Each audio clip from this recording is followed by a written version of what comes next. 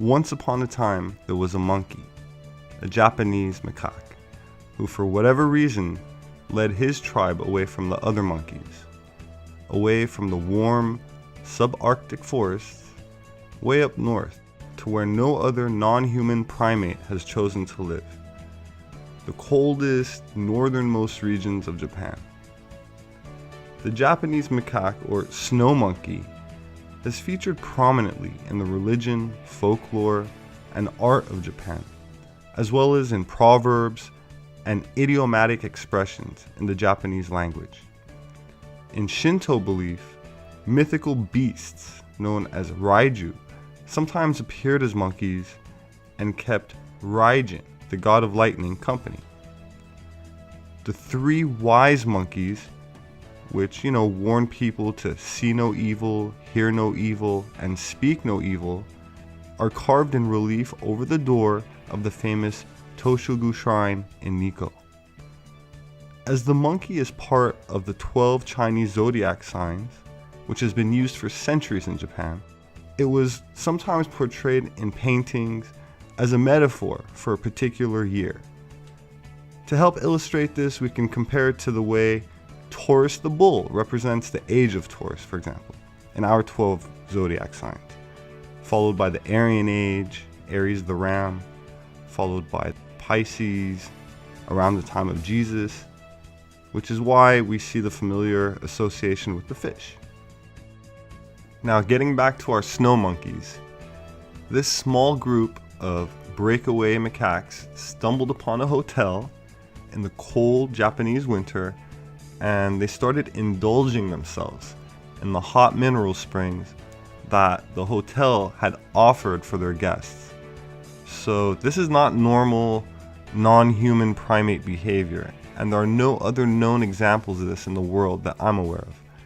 But the hotel owners apparently put up with it, allowing the monkeys to soak up the warmth from the hot water.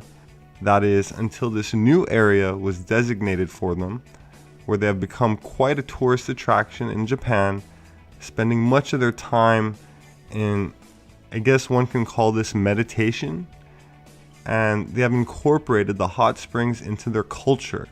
So regardless of their social status, and they definitely do have social rank, but in the mineral pools, they're all essentially equal, everyone hanging out and taking part in the pools.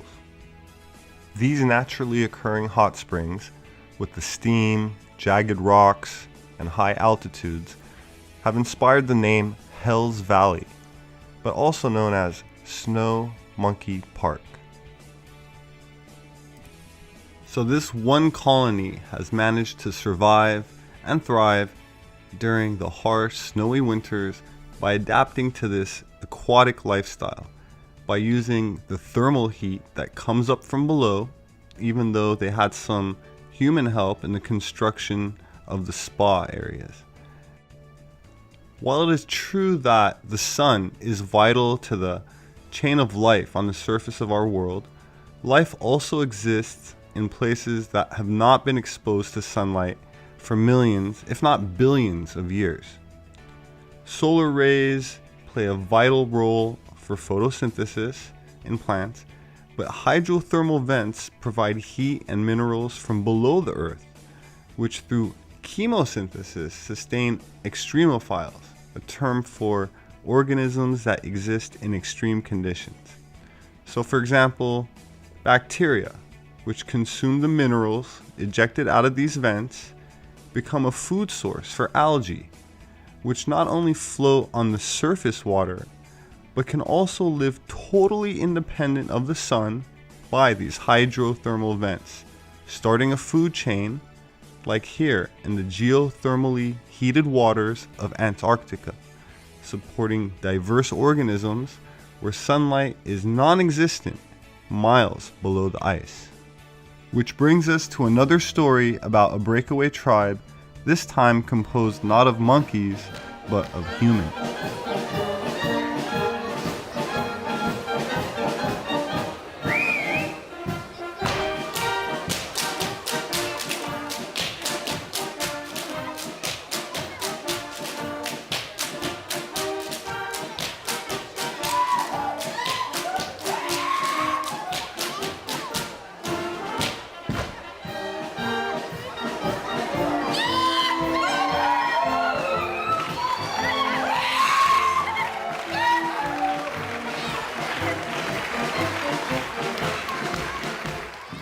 Germany is about 9,000 kilometers away from Japan, and while there are no hot tubs there for monkeys, there is a story about a people who broke away from their parent civilization and, for whatever reason, pursued a new home in harsh, icy conditions.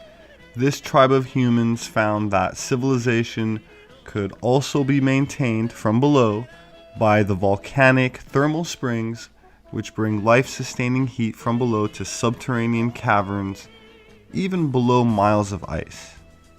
The rare video that you are now looking at comes to us from scientists at the Australia Antarctic Division, who have sent a robot below the thick ice and have released this footage showing off a colorful underwater glimpse of the rarely seen Antarctic habitat.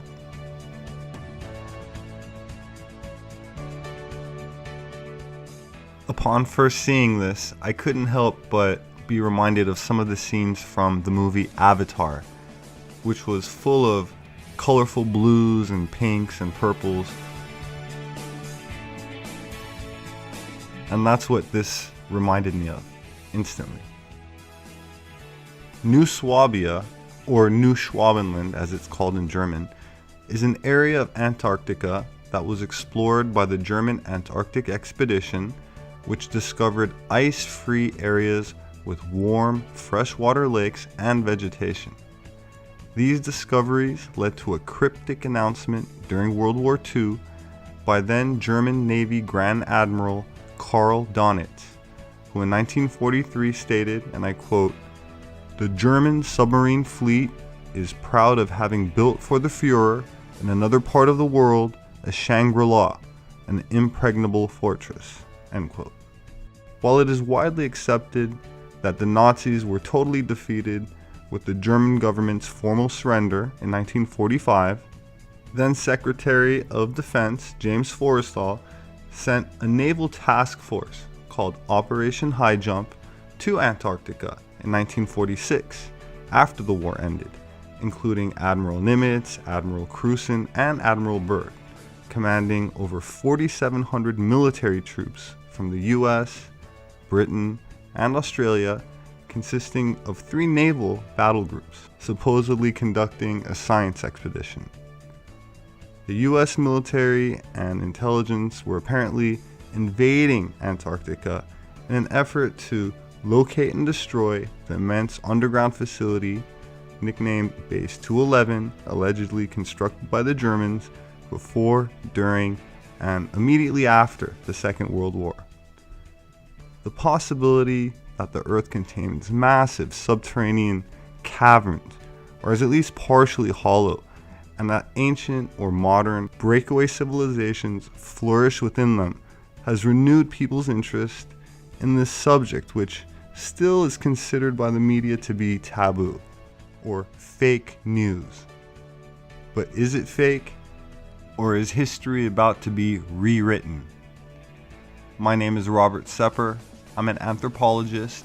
Thank you for sharing, liking, subscribing, and especially to those who donated to Atlantean Gardens, the nonprofit organization that I contribute these videos to. I always look forward to reading your comments. Even though I don't always get a chance to reply, I do appreciate them. I will see you next time.